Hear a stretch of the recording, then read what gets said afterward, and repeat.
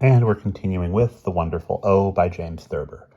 The Vandals spent the next day breaking into cupolas and cracking open cornices and cornerstones, smashing gargoyles into bits and raising marble columns. Ionic, Doric, Gothic, and Corinthian, and everything Baroque or Rococo. In one cool, cloistered corridor, Black himself smashed with an axe marble busts of Homer and Horace and Plato, Ovid and Omar, Cato, Diogenes, and Damocles, Socrates and Hippocrates, Desmosthenes and Aristophanes. Not a single sparkle sparkled in the rubble. "Why don't we open tombs?" little Jack inquired. "Jewels are often hid in tombs." "Tombs are in cemeteries," Black replied. "I have come to hold a great respect for words that have no O. That is why we shall invade no shrine or church or chapel." "Perhaps you have a certain dread of ghosts and ghouls," said little Jack. "They howl in O, you know, and so do goblins and hobgoblins, but spooks and phantoms have an O we cannot touch." "I hate all those I cannot touch," Black muttered with a shudder. "The alphabet has taken over," little Jack complained.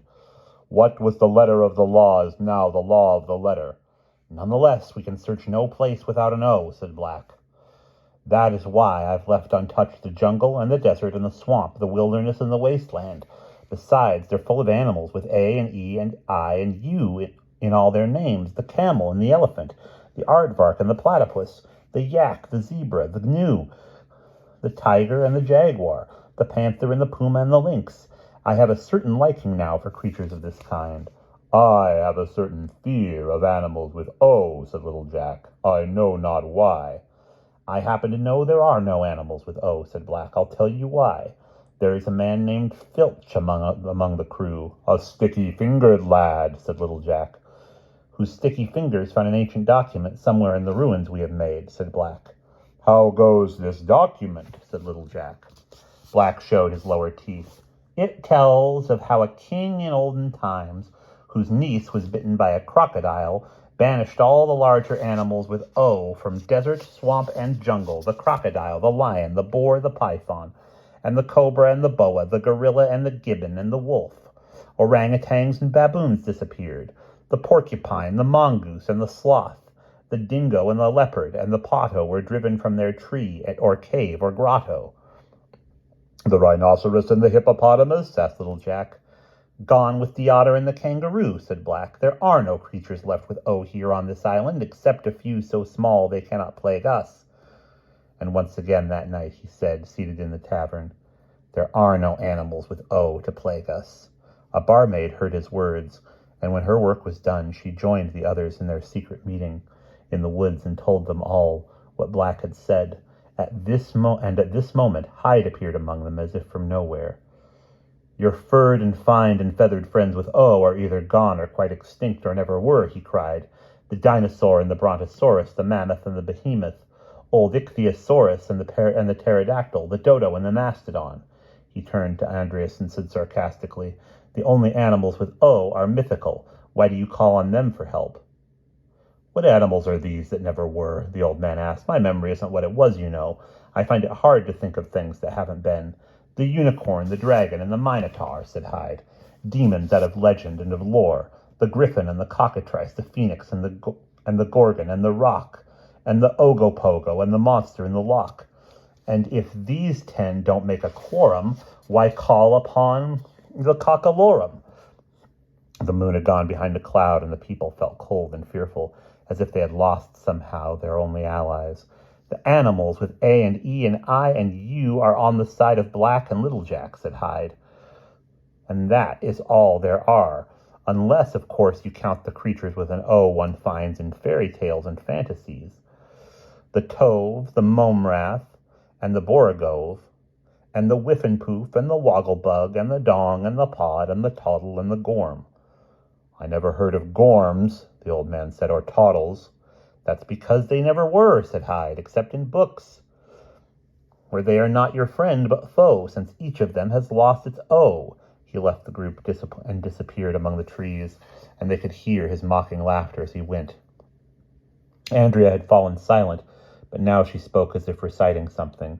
There are 4 words with O. You mustn't lose them.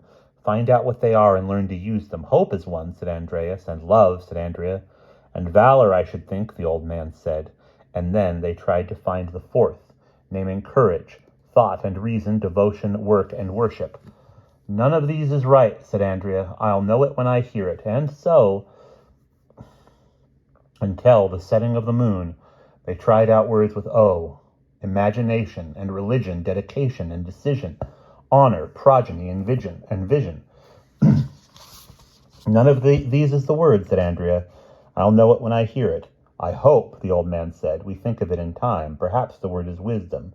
An austere word, Andrea said, but surely not the greatest. And they spent the rest of the night searching for the greatest, trying youth and joy and jubilation, victory and exultation, languor, comfort, relaxation, money, fortune, non-taxation, motherhood and domesticity, and many anotherhood and isity. But Andrea shook her lovely head at every word the people said, rejecting soul and contemplation, dismissing courtship and elation, and many another ship and ation. I miss the O, said the old man said, in faith and truth and beauty. The O belongs, alas, to lost and gone, forsaken and forgotten. The others felt forlorn at this, but still the search continued in all the hopes and dreams of men, from action to euphoria. The old man stroked his beard and said, 6 transit verbi gloria. There still were those who spoke with O's, and one of these was a boatwright, a man of force and gusto. You are still my spouse and not my spuss, he told his fretful wife. And this is my house and not my huss, and I make boats, not bats. I wear coats, not cats. What, he asked his youngest son, did you learn today in school? In school, his son replied.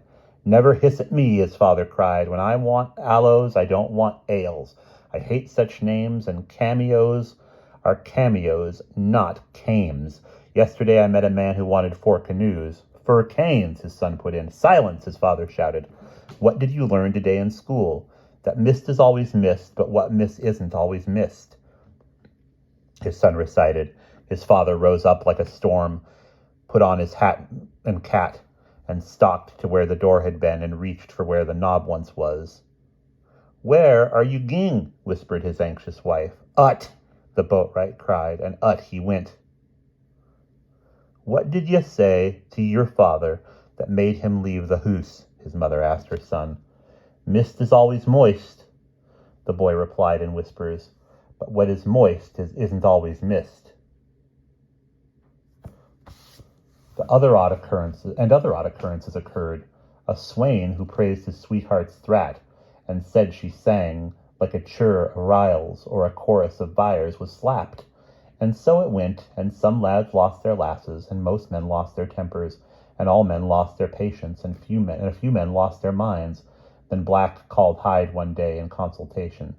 Some people salute me as I pass, he growled. Do you know why? Owlessness is now a kind of colt in certain quarters, Hyde observed.